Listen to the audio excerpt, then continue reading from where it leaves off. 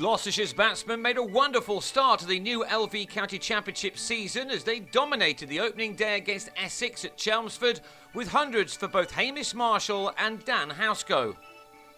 Put in by James Foster, as you would expect at this time of year, Gloucestershire made a difficult start.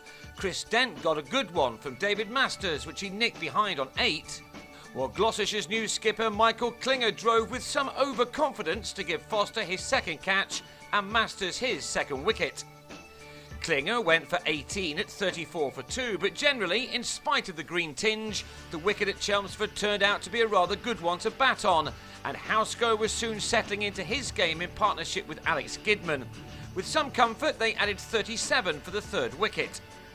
Ravi Bopara was brought into the attack just prior to lunch, and with just his third delivery, he got the ball to drag back just enough to trap Gidman in front on 12. At 71 for 3, the game was nicely balanced, but the home side were not to have any more success for the remainder of the day. One of the reasons for that was the form of Marshall, who used his years of experience to very good effect.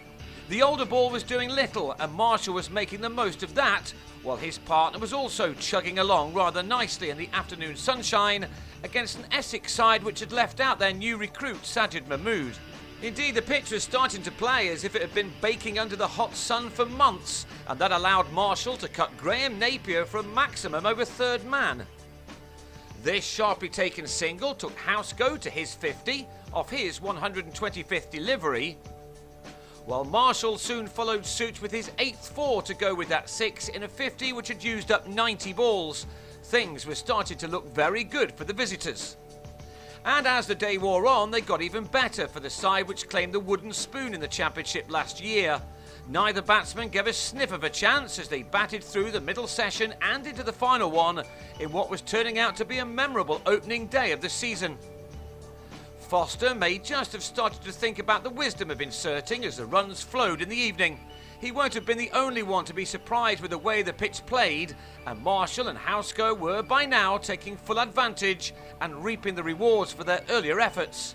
They are part of what is mostly a very young outfit, and given that fact, this was just what they would have wanted on the opening day of the summer.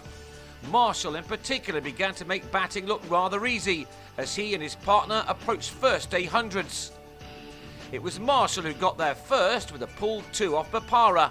The Kiwi had needed 159 balls to get to the 21st century of his first-class career. He'd struck 13 4s and 1 6 in an innings thus far lasting just more than 3 hours. For Housego, securing a 3-figure score was perhaps even more of a joy. This quick single took him to his first ton for Gloucestershire. He'd needed 224 balls to get there.